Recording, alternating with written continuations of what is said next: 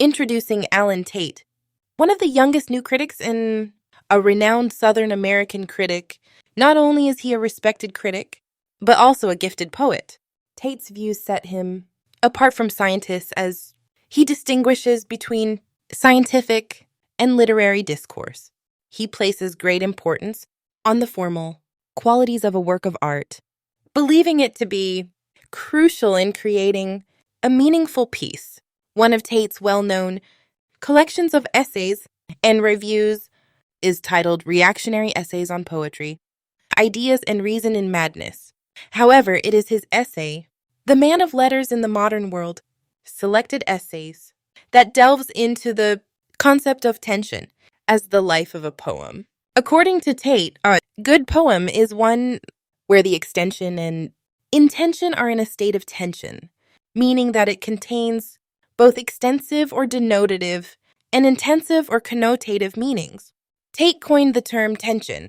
So, by combini ng intention and extension in poetry, extension represents the logical or denotative meaning, while intention refers to the intensive connotative or suggestive meaning. By having these two meanings in tension, a poem becomes successful and vibrant. Tate asserts that the meanings selected by readers lie on a spectrum between intensive and extensive, influenced by personal interest. Tate provides examples to elucidate his point.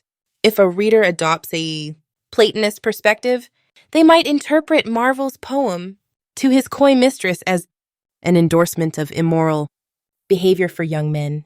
While this interpretation is true to one meaning of the poem, the tension within it won't allow readers to exclusively hold on to this interpretation. The poem also encapsulates an intensive meaning of sensuality and asceticism or spirituality, enriching its overall impact. In another example, Tate examines Donna's love lyric of valediction, Forbidding Mourning. He highlights the use of the gold conceit, where the souls and unity of lovers are compared to the uniqueness of gold. Here, the not spatial soul is contrasted with a spatial image of gold.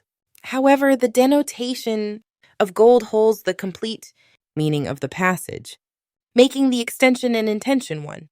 This harmonious combination of meanings enhances the poem's depth. To summarize, Alan Tate's exploration of tension in poetry reveals his belief that a good poem is one where the extension and intention exist in a state of tension.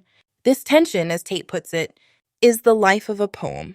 Through examples and insights, he highlights the importance of formal qualities, personal interpretations, and the interplay between denotative and connotative meanings in creating a truly compelling piece of poetry.